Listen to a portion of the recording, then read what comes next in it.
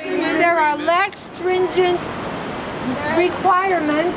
There are less stringent requirements for passage. We could lose our national sovereignty. We could lose our national sovereignty if the TPP passes. if the TPP passes. As you know what's happening with the Keystone XL pipeline. As you know what's happening with the Keystone XL pipeline. Canada is trying to sue us for millions of dollars.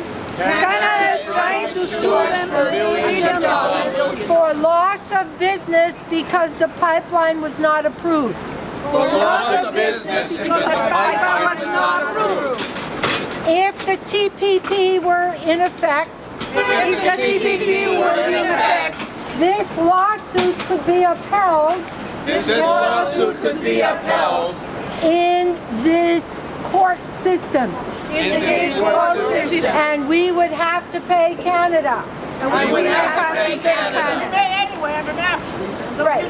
This is just one example This is just one example of the kinds of things that could happen of the kind of things that could happen if TPP is passed. The TPP is passed. It affects jobs, It affects jobs. the medical and medications industry.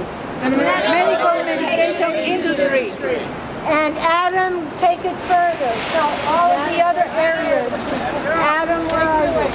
Take it away out. Check that line. Okay. Go ahead. The other jobs that would be affected. Oh, okay. I was gonna go somewhere else, but okay. Oh, okay. I said medications, Okay. jobs. Okay. Well, give me a minute. Okay. Environment. Okay. Well, I was going to talk about the fact that for Mexico, the legacy of NAFTA has been a legacy of bloodshed. NAFTA directly led to the militarization of the Mexican drug trade. Under NAFTA, the drug trade was able to expand its reach.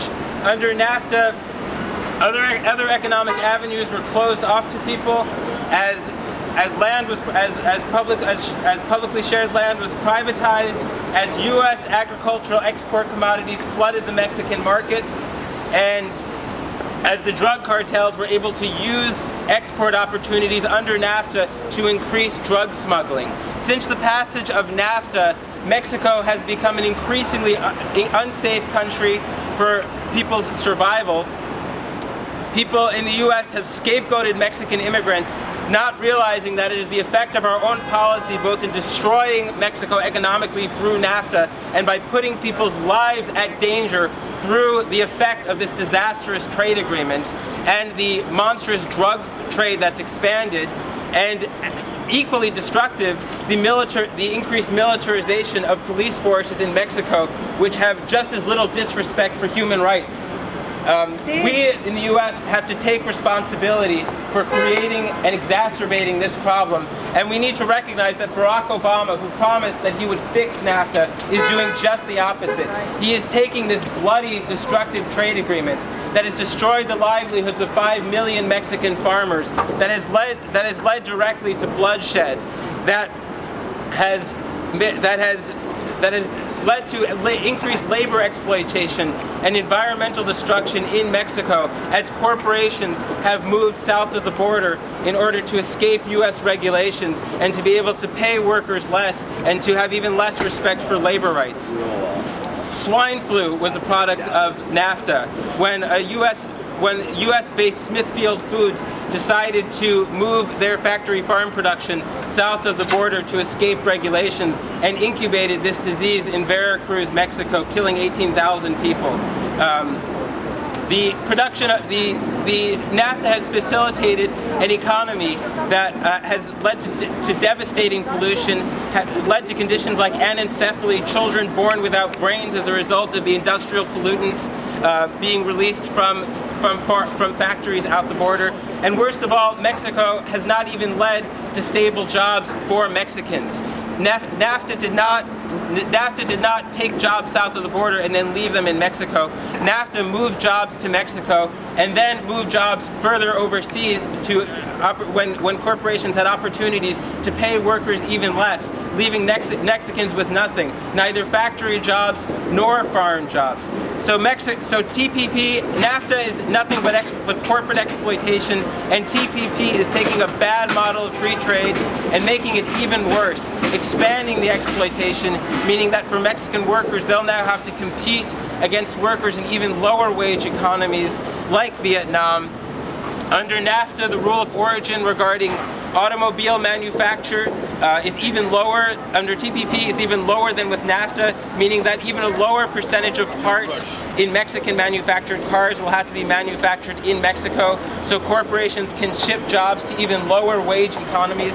So this trade agreement is not for the benefit of the Mexican people, it is not for the benefit of the US people, it's for the benefit of people like Carlos Slim, it's for the benefit of the billionaires, it's for the benefit of no one but the 1%.